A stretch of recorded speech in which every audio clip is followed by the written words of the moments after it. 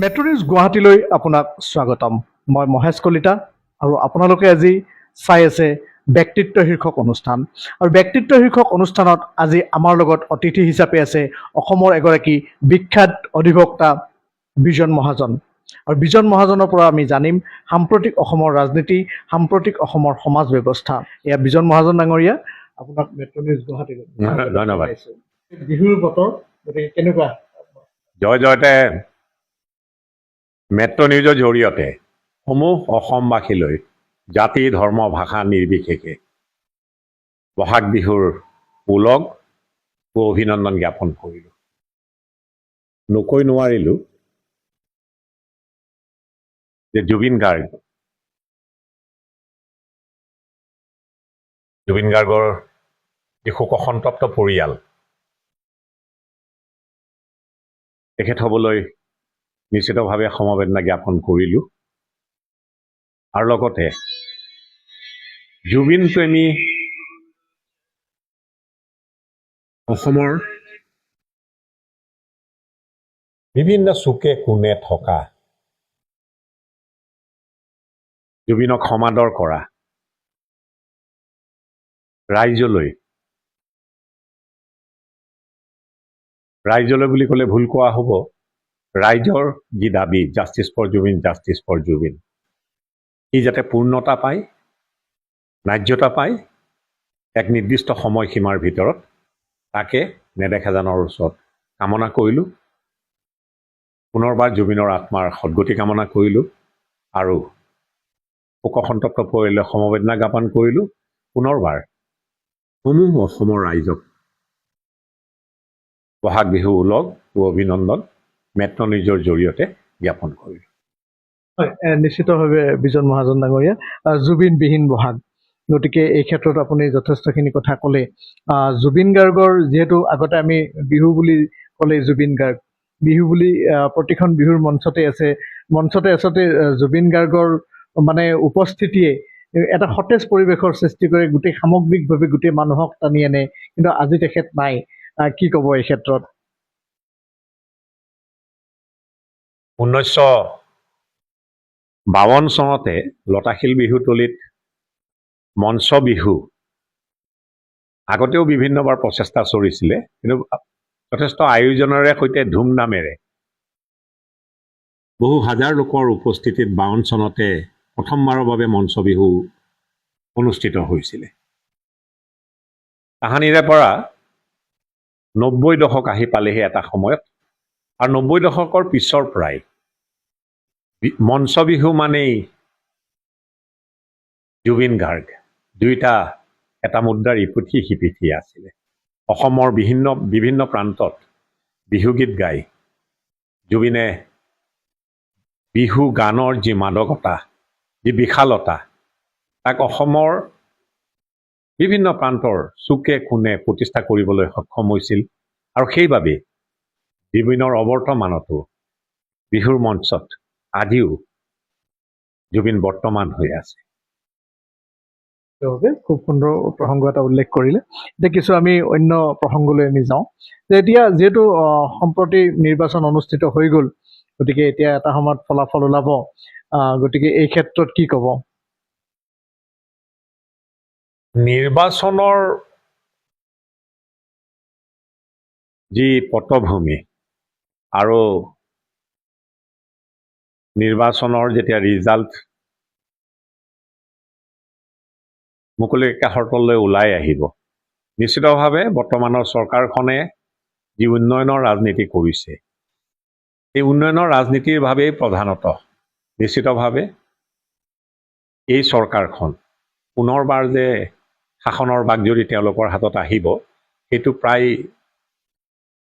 আজিৰ তাৰিখতো সুনিশ্চিত হোৱা বুলি ক'ব পৰা যায় সমল ভিত্তিকভাৱে।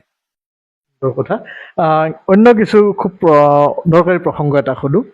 বিজন মহাজন বুলি ক'লেই অসমৰ সমাজ জীৱনত, অসমৰ ৰাজনীতিত এটা নতুন নাম নহয়, সকলোৱে জানে। আৰু এক প্ৰকাৰ ক'বলৈ গ'লে আজিৰ তাৰিখত অভিভাৱক বুলি ক'লেও ভুল কোৱা নহয়, আপোনাৰ পৰামৰ্শ সকলোৱে শুনে, সকলোৱে লয়। গতিকে আপোনাৰ দৃষ্টিত আপুনি মুখ্যমন্ত্ৰী হিচাপে কাকনো বিচাৰিব? প্ৰথমতে আপুনি প্ৰথম অৱস্থাত যিখিনি এডজেক্টিভ ইউজ কৰিলে সেইখিনি একেবাৰে মোৰ ক্ষেত্ৰত প্ৰযোজ্য নহয়। মই এটা ৰাষ্ট্ৰীয় দলৰ নিশ্চিতভাৱে এজন সাধাৰণ কাৰ্যকৰ্তা। তাতোকৈ ডাঙৰ কথা, মই অসমপ্ৰেমী। অসমৰ ভাষা সংস্কৃতি তাৰ লগতে অসমত বসবাস কৰি থকা সমূহ থলুৱা জাতি জনগোষ্ঠীৰ ভাষা সংস্কৃতিৰ উন্নয়ন প্ৰসাৰ প্ৰচাৰৰ হকে আহুপুৰুষাৰ্থ কৰিবৰ বাবে মই নিশ্চয় বদ্ধপৰিকৰ। প্ৰথমতে মই এজন ভাল অসমীয়া বুলি নিজক চিনাকি দিব বিচাৰোঁ, কাৰণ মই এজন ভাল অসমীয়া হ'লেহে মই ভাল ভাৰতীয় হ'ব পাৰিম। অন্যথাই মই ভাল ভাৰতীয় কেতিয়াও হ'ব নোৱাৰিম। সেইকাৰণে ভাল যে মই এজন অসমীয়া, সেই দিশত প্ৰতিষ্ঠিত হ'বলৈ যিমানখিনি কৰিব লাগে যথেষ্টখিনি বাকী আছে। দৈনন্দিন সেই দিশত অগ্ৰসৰ হ'বলৈ এজন ভাল অসমীয়া হিচাপে নিজকে যাতে প্ৰতীয়মান কৰিব পাৰোঁ, সেই চিন্তা চৰ্চা লগত লৈ আৰু সেই দিশে ধাৱমান হ'বলৈ নিশ্চিতভাৱে সদায় যত্ন আৰু প্ৰয়াস কৰি আহিছোঁ। মই বিচাৰিছিলোঁ যে মুখ্যমন্ত্ৰী হিচাপে কাক বিচাৰিম? চব নিশ্চিতভাৱে ভাৰতীয় জনতা পাৰ্টীৰ নেতৃত্বত NDA যেতিয়া শাসনাধীষ্ঠ হ'ব, বৰ্তমানৰ মুখ্যমন্ত্ৰী হেমন্ত বিশ্ব শৰ্মা তেখেতে উন্নয়নৰ ৰাজনীতিৰে নিশ্চিতভাৱে দলটোক ক্ষমতাত অহাৰ বাবে আহুপুৰুষাৰ্থ কৰিছে আৰু তেওঁৰ লগতে আন নেতৃবৃন্দৰো যিখিনি কৰণীয় সেই কৰণীয়খিনি কৰাৰ বাবে NDAৰ নেতৃত্বত, বিজেপিৰ নেতৃত্বত NDA ক্ষমতাস্থিত হ'ব আৰু নিশ্চিতভাৱে ক্ষমতাস্থিত হ'লে বৰ্তমানৰ মুখ্যমন্ত্ৰী হেমন্ত বিশ্ব শৰ্মা তেওঁ যে পুনৰবাৰ মুখ্যমন্ত্ৰী হ'ব তাত কোনো প্ৰশ্নবোধক চিন আজিৰ তাৰিখত নাই। সুন্দৰ কথা। যিহেতু মুখ্যমন্ত্ৰীগৰাকীৰ কথা মই দুটা সোধোঁ, যিহেতু যথেষ্ট এগৰাকী কৰ্মঠ মুখ্যমন্ত্ৰী, দিনে নিশাই পৰিশ্ৰম কৰিব পাৰে, গতিকে এনেকুৱা হয়তো অসমৰ ৰাজনীতিত আগতে বিৰল। আপোনাৰ সিদিনাখনে অজয় দত্তৰ সাক্ষাৎকাৰত আমাক অজয় দত্ত ডাঙৰীয়াই কৈছিলে যে দেশভক্ত তৰুণৰাম ফুকনৰ পিছতেই সমগ্ৰ ভাৰতবৰ্ষত হিমন্ত বিশ্ব শৰ্মা আটাইতকৈ আজিৰ তাৰিখত এগৰাকী শক্তিশালী নেতা। গতিকে সামগ্ৰিকভাৱে হিমন্ত বিশ্ব শৰ্মাৰ ক্ষেত্ৰত কি ক'ব? নহয়, অজয় দত্ত ডাঙৰীয়া বয়োজ্যেষ্ঠ, তেখেতে সুন্দৰ কথা কৈছে, কিন্তু তেখেতে যিখিনি কথা কৈছে তাত তৰুণৰাম ফুকন কিমান কৰ্মঠ আছিল সেই বিষয়ে মই কিন্তু সঁচা অৰ্থত মিছা ক'লে ভুল হ'ব। মই মানে তেখেতৰ কৰ্মৰাজিৰ বিষয়ে মই ইমান পৰিচিত নহয়, কিন্তু মই এটা কথা স্পষ্ট স্বচ্ছ আৰু নিকাভাৱে ক'ব পাৰিম, সাহসেৰে সৈতে ক'ব পাৰিম, বলৱান হিচাপে ক'ব পাৰিম যে অসমৰ বিভিন্ন প্ৰান্তত প্ৰতি ৰাজ্যতে মুখ্যমন্ত্ৰী আছে। সমূহ মুখ্যমন্ত্ৰীক একত্ৰিত কৰি কোন আটাইতকৈ কৰ্মঠ, নিশ্চিতভাৱে সেই তুলাচনীত হেমন্ত বিশ্ব শৰ্মাই নিশ্চিতভাৱে 1 নম্বৰ স্থান পাব বুলি মোৰ দৃঢ় বিশ্বাস। সুন্দৰ কথা। এতিয়া কিছু অন্য খুব গুৰুত্বপূৰ্ণ প্ৰসংগলৈ যাওঁ। যিহেতু সামগ্ৰিকভাৱে বিগত কেইটামান দিনত অসম তথা ভাৰতবৰ্ষৰ ৰাজনীতিত তোলপাৰ কৰি থকা এটা নাম হ'ল পৱন খেৰা। গতিকে পৱন খেৰাৰ ক্ষেত্ৰত কি ক'ব? নাই, পৱন খেৰাৰ ভিতৰত তেওঁ যে আপোনাৰ তেওঁৰ নামটো তেওঁ চিফ স্প'ক্স পাৰ্চন, সম্ভৱতঃ চিফ হয় নহয় মই নাজানো, কংগ্ৰেছ দলৰ বিভিন্ন প্ৰেছ মিটত চেগা চুৰুকাকৈ তেওঁৰ বক্তব্য মই শুনিবলৈ পাইছোঁ আগে। এইবেলি তেখেতে বিতৰ্কিত মন্ত্ৰীত্ব বক্তব্য ৰাখি আপোনাৰ তেখেতৰ বিৰুদ্ধে under Indian criminal justice delivery system গোচৰ ৰুজু হৈছে। তাত BNS আৰু অন্যান্য other criminal laws which are applicable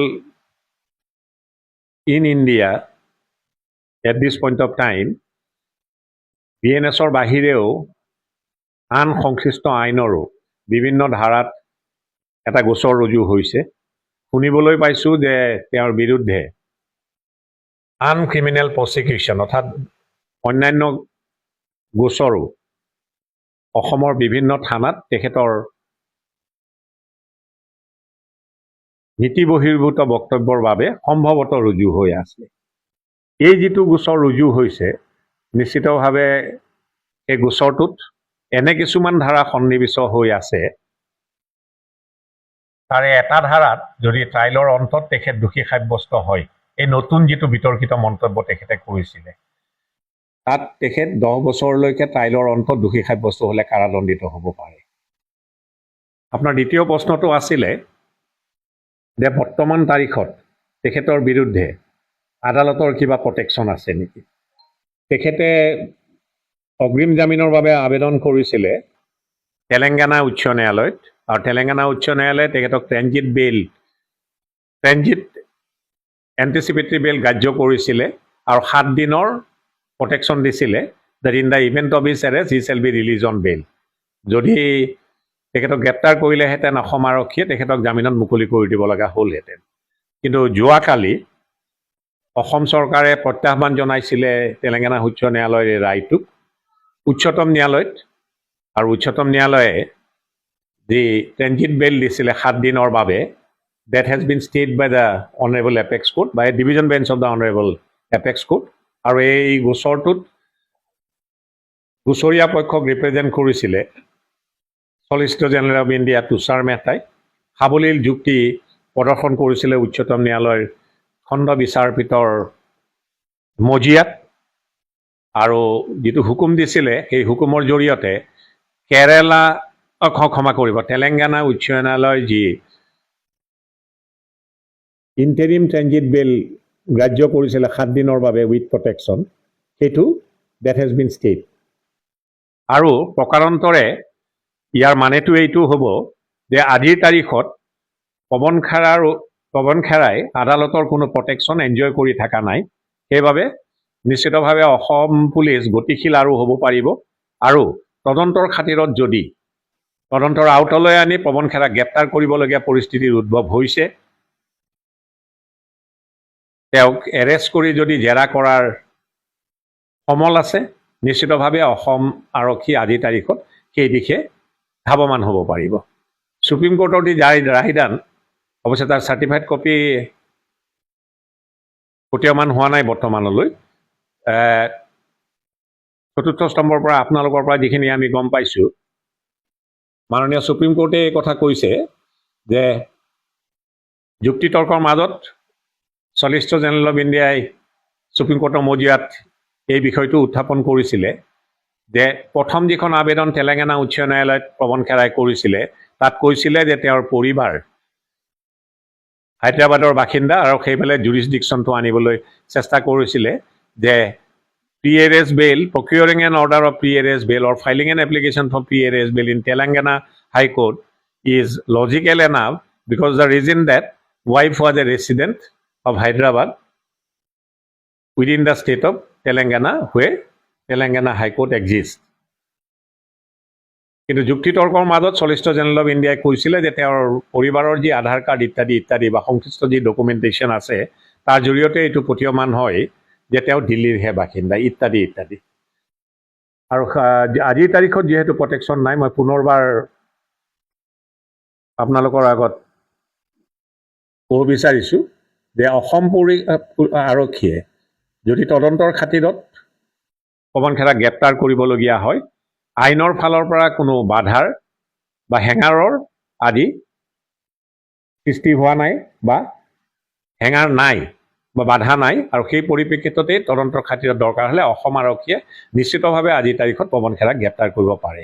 আৰু পৱন খেৰাই, আপুনি তৃতীয় প্ৰশ্ন আছিলে যে তেওঁ কি ৰিলিফ বিচাৰিব পাৰে আদালতৰ পৰা। নিশ্চিতভাৱে তেখেতে pre-arrest বেইলৰ বাবে আবেদন জনাব লাগিব, যিটো এণ্ডেমিক জুৰিছডিকশ্যনেল হাইকোৰ্ট, কিয়নো যি থানাত গোচৰ ৰুজু হৈছে এইটো গুৱাহাটী হাইকোৰ্টৰ অন্তৰ্ভুক্ত এলেকা গুৱাহাটীত, আৰু সেইবাবেই গুৱাহাটী উচ্চ ন্যায়ালয়ত তেখেতে অগ্ৰিম জামিনৰ বাবে আবেদন কৰিব লাগিব। আৰু সুপ্ৰিম কোৰ্টৰ হুকুমটোত এইটো কথাও লিপিবদ্ধ আকাৰত অৱশ্যে আছে যে তেলেংগানা উচ্চ ন্যায়ালয়ৰ ৰায়দানটো স্থগিত, যিটো ষ্টে কৰিলে, স্থগিতাদেশ জাৰি কৰিলে মাননীয় সুপ্ৰিম কোৰ্টে, কৰি 3 সপ্তাহৰ জাননী জাৰি কৰিলে পৱন খেৰালৈ। সি এইটো নুসূচায় যে তেওঁ যি জামিনৰ আবেদন গুৱাহাটী উচ্চ ন্যায়ালয়ত কৰিব, it will have no' bearing the order passed by the honourable apex court as regards while disposing of the pre-arrest bail application by the Honorable Guwahati High Court. The order passed by the Honorable Apex Court as regards the same case regarding vacation of the order passed by the Honorable Telangana High Court regarding ad interim pre-arrest transit bail, that will have no bearing. যেতিয়া তেওঁৰ জামিনৰ আবেদন যদি তেওঁ কৰে, অগ্ৰিম জামিনৰ আবেদন গুৱাহাটী উচ্চ ন্যায়ালয়ত, সেইখন ডিছপ'জ অফ কৰোঁতে যিটো অৰ্ডাৰ দিব মহামান্য গুৱাহাটী উচ্চ ন্যায়ালয়ে সুপ্ৰিম কোৰ্টৰ হুকুমটোৰ কোনো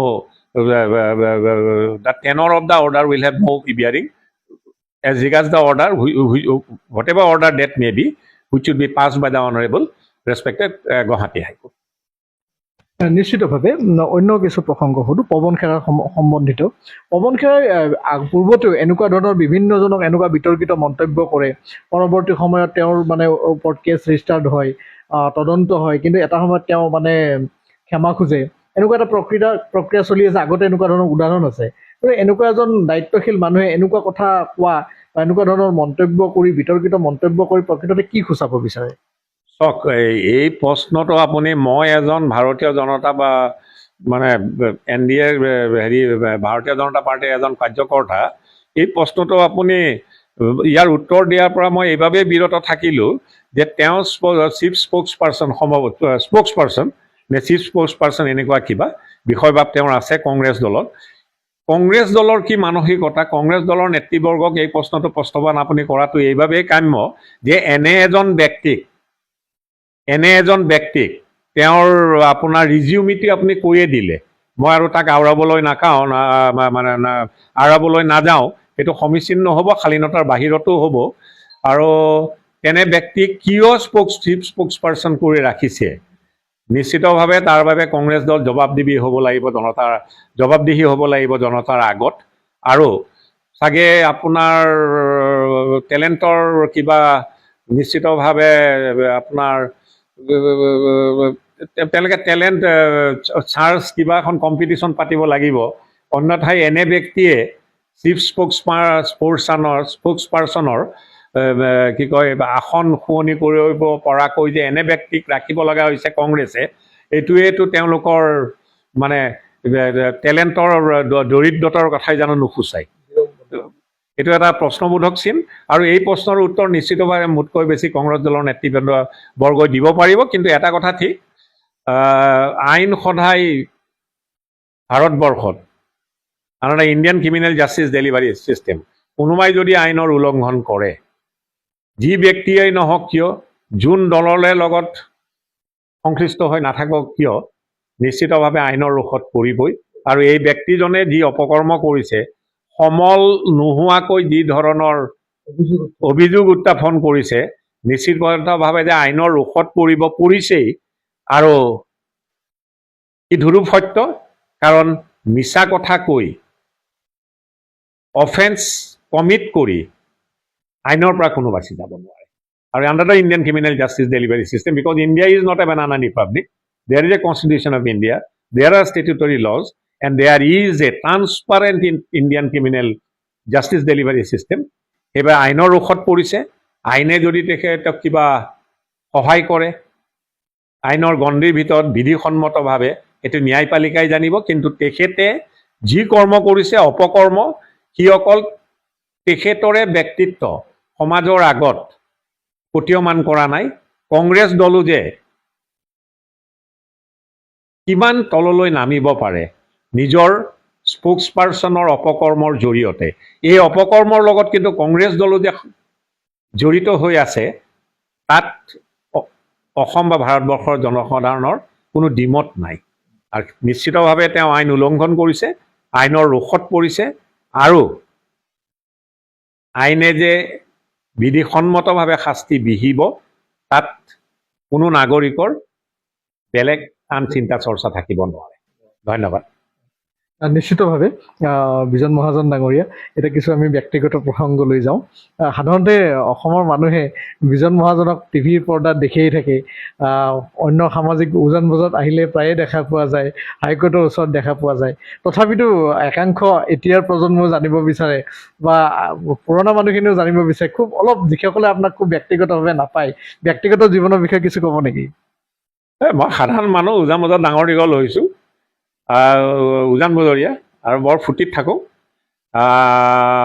ওকালতি মোৰ পেচা ৰাজনীতিত নাই বুলিয়ে ক'ব লাগিব ৰাজনীতিত অৱশ্যে সাংগঠনিক দিশত মই ভাৰতীয় জনতা পাৰ্টীৰ সৈতে জড়িত আৰু অসমপ্ৰেমী অসমীয়া ভাষা সংস্কৃতি আৰু অসমত বসবাস কৰি থকা সমূহ থলুৱা জাতি জনগোষ্ঠীৰ ভাষা সংস্কৃতিৰ উত্তৰণৰ বাবে এখন বৃহৎ অসমীয়া একত্ৰিত সমাজ যাতে গঠন হয় এদিন, সেই সপোনত বিভোৰ হৈ আছোঁ।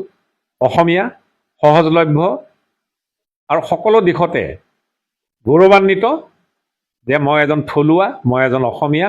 অসমৰ উন্নতিৰ হকে, কাৰণ অসমৰ উন্নতি হ'লে ভাৰতবৰ্ষৰ উন্নতি হ'ব। আৰু সাধাৰণ মানুহ, সৰু মানুহ, আৰু যিহেতু গুৱাহাটীত থাকোঁ, গুৱাহাটীৰ উন্নয়ন অসমৰ উন্নয়ন প্ৰথম কথা, আৰু অসম গুৱাহাটীৰ উন্নয়ন হ'লেহে ভাৰতবৰ্ষৰ উন্নয়ন হ'ব বুলি নিশ্চিতভাৱে মই ভাবোঁ। আৰু সেইটোৱে মোৰ চিন্তা চৰ্চা। আৰু সকলোলৈকে পুনৰবাৰ বিহুৰ ওলগ জ্বলালোঁ। আৰু জুবিনে যাতে ন্যায় পায় আইনী গণ্ডিৰ মাজত, আৰু সুকলমে পায়, অনায়াসে পায়, সহজে পায়, আৰু অনতিপলমে পায়, তাকে কামনা কৰিলোঁ। জয় আই অসম, জয় আই অসম, জয় আই অসম। সুন্দৰ। আৰু এটা সৰু কথা এটা জাষ্ট সোধোঁ যে বিজন মহাজন বুলি কোৱাৰ লগে লগে এটা মানে চিৰপৰিচিত এটা আমি চেহেৰা এটা আমাৰ মুখত আহি পৰে, আহি ফুটি উঠে। আপুনি সাধাৰণতে মানে ফটো এটা লয়, আপুনি আমি সেনেকৈ জানো আৰু টিভি পৰ্দাত দেখিলে অন্য মানুহে চিনি পালেই হওক, আপুনি খুব আচলতে ভগৱানক আপুনি বিশ্বাস কৰা এজন ব্যক্তি।